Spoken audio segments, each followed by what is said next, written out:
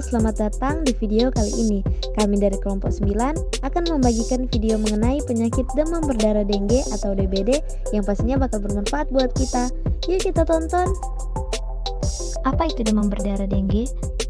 Demam berdarah dengue atau DBD adalah penyakit infeksi oleh virus dengue yang ditularkan melalui gigitan nyamuk Aedes aegypti. Nah, lalu bagaimana awal mula atau sejarah demam berdarah dengue di Indonesia? Nah, jadi DBD ini pertama kali diidentifikasi di daerah tropis pada abad ke-18.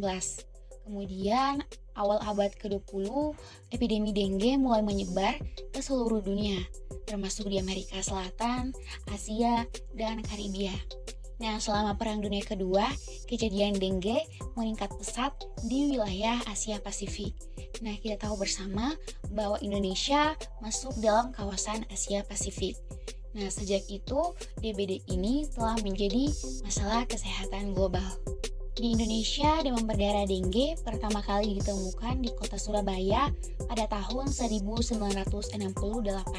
di mana sebanyak 58 orang terinfeksi dan 24 orang diantaranya meninggal dunia. Penyebaran penyakit DBD ini dengan cepat terjadi ke berbagai daerah, dari 2 provinsi dan 2 kota menjadi 32 atau 97% provinsi dan 382 atau 77% kabupaten kota pada tahun 2009, serta peningkatan jumlah kasus dari 58 kasus pada tahun 1968 menjadi 158.912 kasus pada tahun 2009.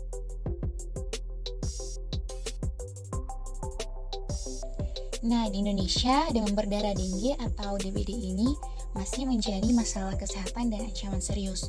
Pasalnya, Indonesia pada tahun 2010 pernah menjadi negara dengan kasus DBD tertinggi di ASEAN, sebesar 156.086 kasus dan kematian sebesar 1.358 orang. Nah, menurut Kementerian Kesehatan Republik Indonesia pada tahun 2022, jumlah kasus demam berdarah dengue di Indonesia mencapai 1.031.265 kasus, yang mana sekitar 40% adalah anak-anak usia 0 sampai 14 tahun. Sementara jumlah kematiannya mencapai 1.135 kasus dengan 73% terjadi pada anak usia 0 sampai 14 tahun. Ciri-ciri dan gejala DBD atau demam berdarah dengue. Gejala DBD terbagi menjadi 2 fase. Yang pertama ada fase awal.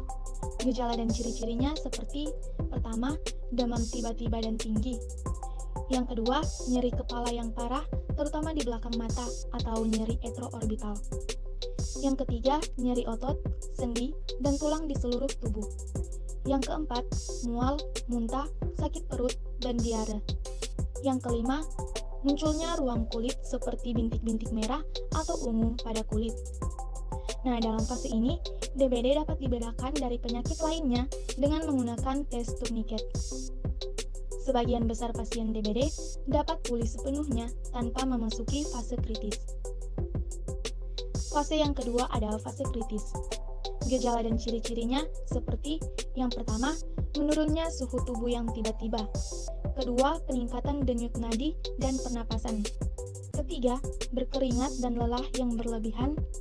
Keempat, tekanan darah menurun yang dapat menyebabkan kebingungan atau pingsan.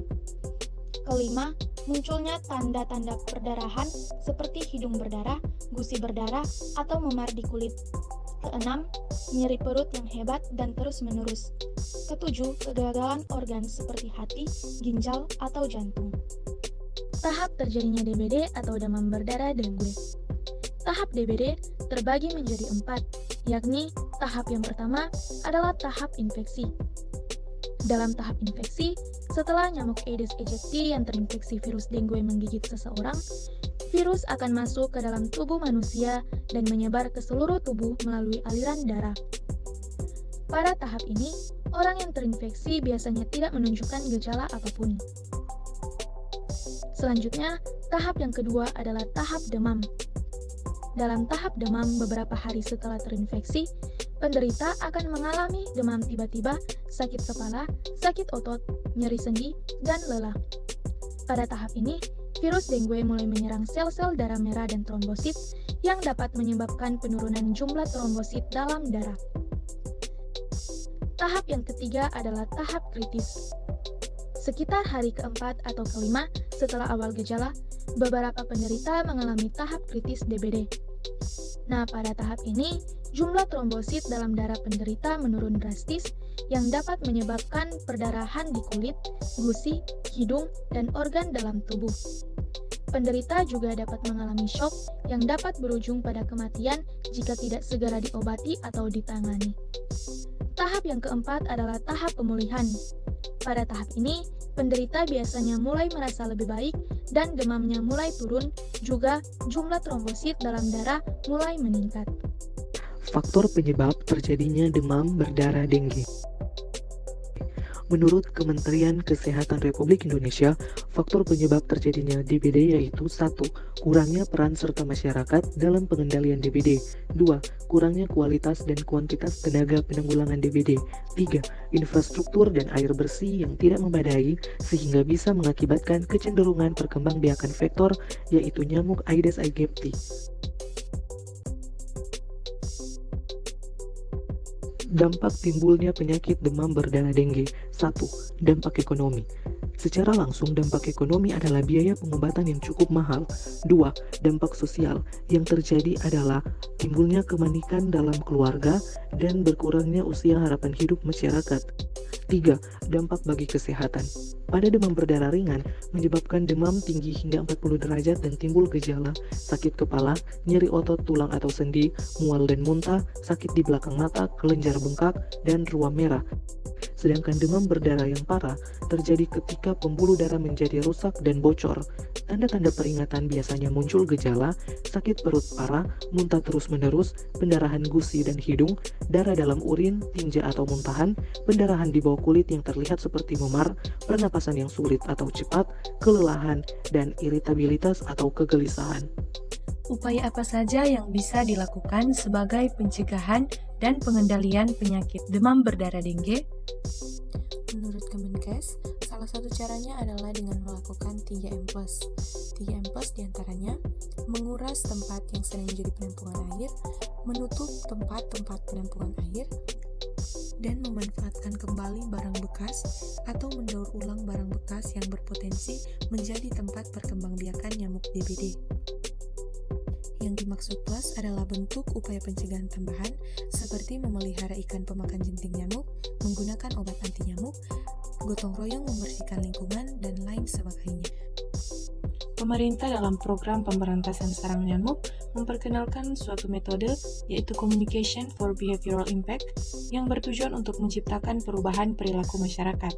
Selain itu, terdapat kaderasi juru pemantau jentik atau orang yang melakukan pemeriksaan, pemantauan, dan pemberantasan jentik nyamuk. Hari Kusnanto dan kawan-kawan tahun 2018 telah mengemukakan beberapa pendekatan yang dilakukan untuk mengendalikan penyebaran DBD.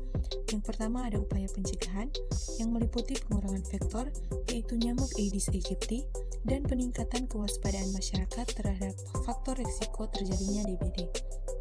Yang kedua, pengawasan vektor, yaitu upaya untuk mengurangi populasi nyamuk dan mencegah penyebaran virus DBD.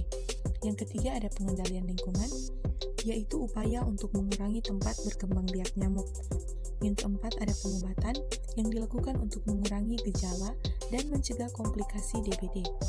Dan yang kelima, partisipasi masyarakat yang merupakan peran penting dalam mengurangi populasi nyamuk dan mencegah penyebaran virus DBD.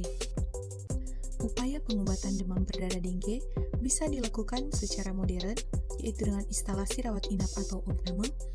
Juga bisa dilakukan secara tradisional melalui beberapa obat-obat alami seperti jambu biji, beras angkat, daun pepaya, yang dipercaya dapat meningkatkan kadar trombosit dalam darah pengidap demam berdarah. Juga sayuran yang kaya akan vitamin C seperti kubis, brokoli, kembang kol, dan labu kuning yang dapat menjadi obat tradisional penyakit DBD. Dari penjelasan yang ada, dapat disimpulkan bahwa DBD merupakan salah satu penyakit yang perlu dicegah dan dikendalikan karena dapat menyebabkan kematian. Salah satu upaya untuk mencegah wabah DBD adalah dengan menerapkan program 3M+. Pemerintah juga telah menerapkan beberapa program pencegahan yang berfokus pada pengendalian penyebaran DBD dengan memberdayakan masyarakat melalui program pemberantasan sarang nyamuk.